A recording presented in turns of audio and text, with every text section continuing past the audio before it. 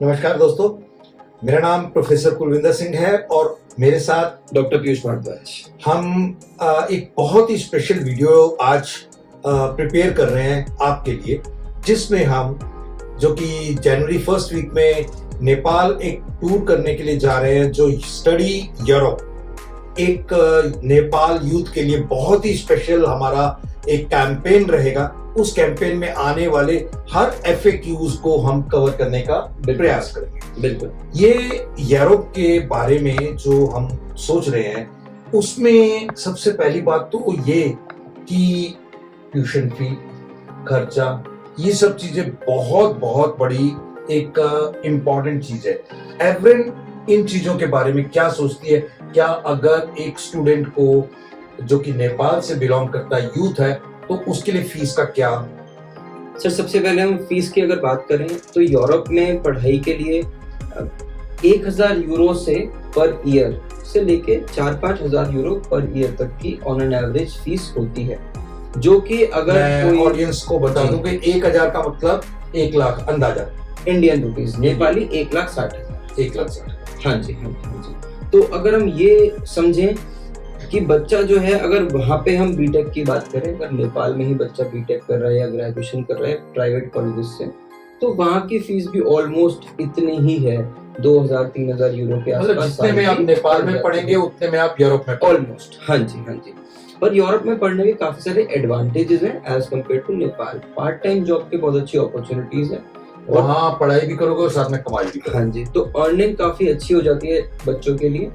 जो खर्चा है, कॉस्ट ऑफ लिविंग है, वो यूरोप में काफी कम है as compare to other countries, जैसे हम USA, कनाडा, UK की बात करते हैं। तो यूरोप में क्या है, बहुत अच्छा बच्चों के लिए डॉर्मेटरी सिस्टम होता है, तो बच्चे क्या है आराम से 150-200 यूरो में रुक जाते हैं। तो बच्चों को बहुत सारे बार बच्चे क्वेश्चन पूछते हैं कि सर हम वहाँ चले तो जाएं, फीस दे दी, पर क्या हम वहाँ पे रहना खाना निकाल सकते हैं? तो यस, यूरोप में जहाँ पे खर्चा लिमिटेड है आप निकाल सकते हैं।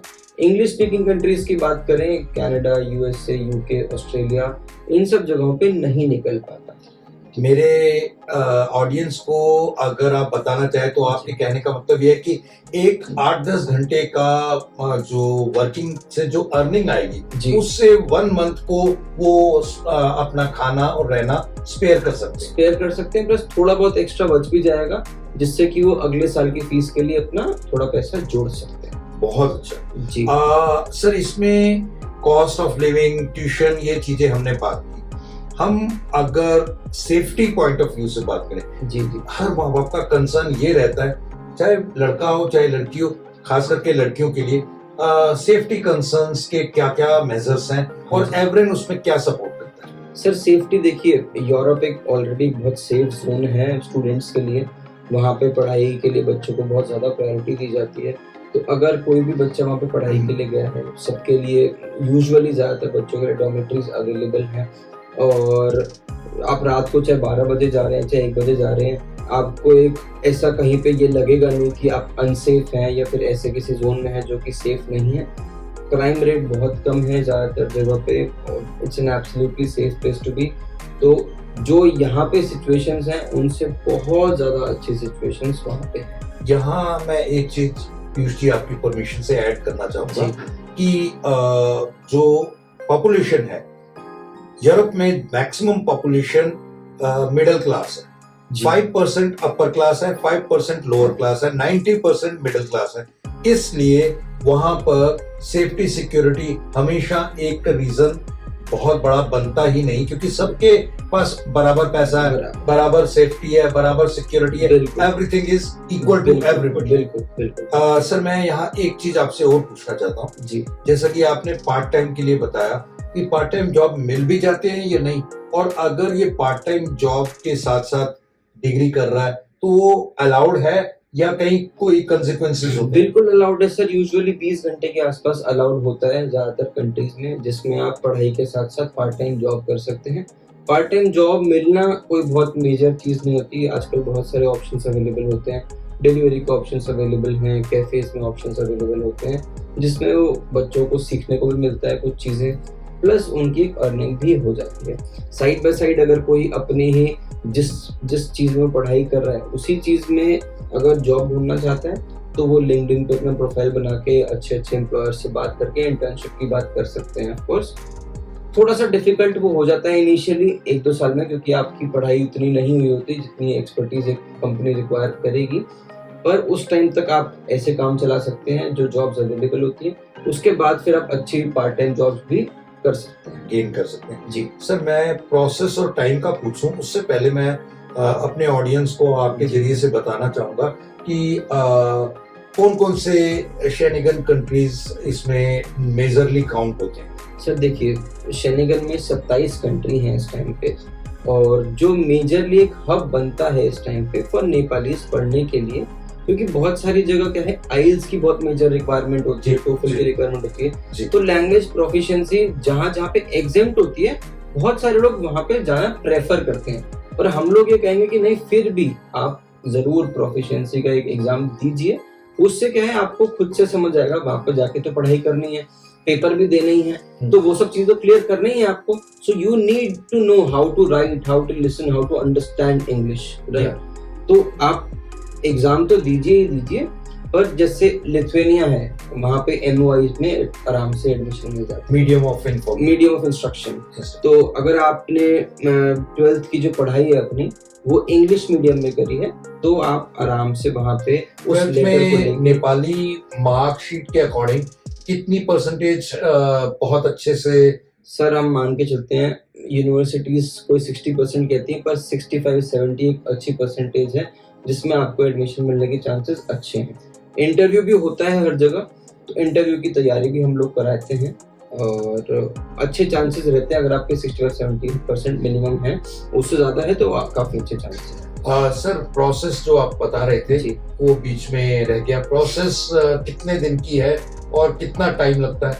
सर देखिए, प्रोसेस जो है, अब सितंबर 24 इनटेक, सितंबर 2024 जो इनटेक है वो ओपन है, और अभी है दिसंबर, राइट। तो मान के चलिए अभी से भी हम एनरोल कर रहे हैं तो 9-10 महीने का प्रोसेस तो कम से कम है।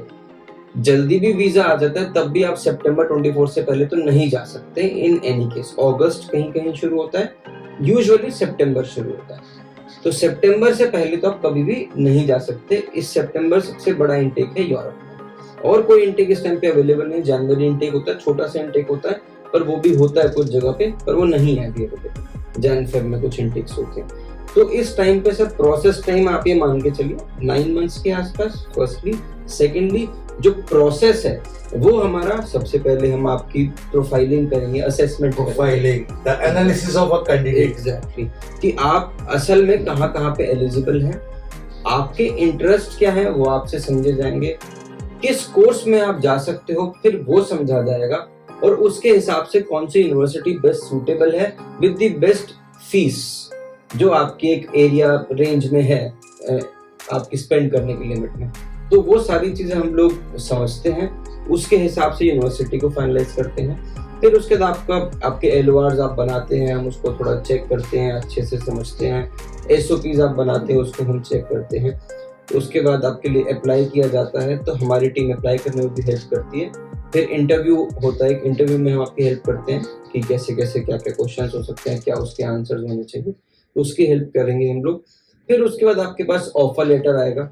ऑफर लेटर आने के बाद फीस पे की जाएगी। फीस पे के बाद आपके पास एक कंफर्म्ड लेटर ऑफ एक्सेप्टेंस होता है, वो आएगा। फिर जब एक्सेप्टेंस आ जाएगा तो हम वीज़ा के लिए अप्लाई कर सकते हैं। तो फिर हम वीज़ा की डेट लेंगे, अपॉइंटमेंट टिक ली जाएगी, उसमें हम आपकी हेल्प कर देंगे किस पोर्टल से अपॉइंटमेंट लेनी है, ऑफिशियल पोर्टल से, वो सारी चीज़ें हो जाती हैं। अपॉइंटमेंट के बाद आप वहाँ पे सबमिट कराएंगे अपनी एप्लीकेशन, और जब एप्लीकेशन सबमिट हो जाएगी एम्बेसी में, तो फिर एम्बेसी अपना टाइम लेगी, महीना 1.5 महीना, और उसके बाद फिर वो आपको वीज़ा ग्रांट करके। वहाँ कुछ कंट्रीज में ऐसा भी कुछ है कि आपके जो क्रेडेंशियल्स हैं, आपकी डिग्री, डिप्लोमा या आपके स्कूल सर्टिफिकेट, उनको आपको सर्टिफाई कराना होता है? बिल्कुल। इटली हो गया सर, उसमें DOV का एक प्रोसेस होता है जो आपको कराना पड़ता है, आपको अपनी डिग्री वेरीफाई करानी ही पड़ती है। जर्मनी हो गया, उसमें APS सर्टिफिकेट है, वो आपको वेरीफाई करवाना पड़ता है। बाकी कंट्रीज में आपको अपोस्टाइल करवाने पड़ते हैं डॉक्यूमेंट्स, तो ये छोटी छोटी चीजें हैं जो बहुत सारी करनी कई पड़ती हैं। कंट्रीज में ट्रांसलेशंस भी हो। जी जी, ट्रांसलेशन।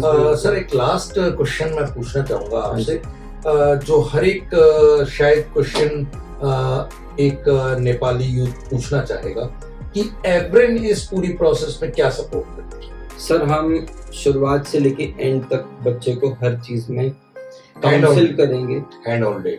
एग्जैक्टली, उसको समझाएंगे। कोई आपको अगर ये एजेंट गलत सलाह दे रहा है कि वो किसी बच्चे का वीजा लगवाएगा, तो गलत सलाह है। कैसे पूरे प्रोसेस में बच्चे की हेल्प करनी है, हम वो पूरे प्रोसेस में उस बच्चे की हेल्प करेंगे। जी। कंसल्टेंट का मतलब ये सलाहकार, तो हमारा काम है हर जगह सलाह देना कि what is best for you, apply करने के लिए क्या तरीका बेस्ट है, एसओपी बनाने के लिए क्या तरीका बेस्ट है। हम बनाकर नहीं देंगे, बनाकर नहीं देंगे, उसे गाइड करेंगे कि किस बिल्कुल। तरीके से बनाया जाए। 100%। बहुत अच्छा। इसी के साथ मैं महसूस करता हूं कि आपके बहुत सारे क्वेश्चंस का आंसर हमने पिछले वीडियो में भी दिया और अब इस वीडियो में भी आपके बहुत सारे क्वेश्चंस का आंसर आया होगा। आप आप जरूर ये वीडियो कंप्लीट देखने के बाद बाकियों के साथ भी शेयर करें, और हम जब नेक्स्ट मंथ आपके पास आ रहे हैं तो आप अपने क्वेश्चंस के साथ वहां रेडी रहिए और हमारे इनबॉक्स में आप अपने क्वेश्चंस पूछ भी सकते हैं। Thank you. Thank you.